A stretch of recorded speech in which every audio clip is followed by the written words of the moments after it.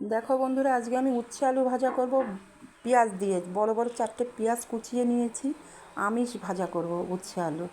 দেখো কেমনভাবে করছি। উচ্ছে পেঁয়াজটাকে আগে ভেজে নিয়েছি, একটু লাল লাল করে ভেজে নিয়েছি। এই যে উচ্ছে আলুগুলো দিয়ে দিলাম। এবার উচ্ছে আলুকে পেঁয়াজ দিয়ে ভেজে খেয়ে দেখো বন্ধুরা, দারুণ লাগবে খেতে। আমরা নিরামিষ উচ্ছে আলু ভাজাটা খাই সবাই, কিন্তু পেঁয়াজ দিয়ে আমরা বেশি খাওয়া হয় না। খেয়ে দেখো, স্বাদ মতন নুন দিয়ে দিলাম।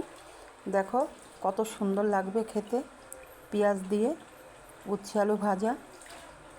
200 গ্রাম মতন উচ্ছে ছিল আমার, 2টো আলু দিয়েছিলাম, আর 4টে পেঁয়াজ দিয়ে ভাজা করলাম উচ্ছে আলু ভাজা। দেখো একটু নুন হলুদ দিয়ে দিলাম।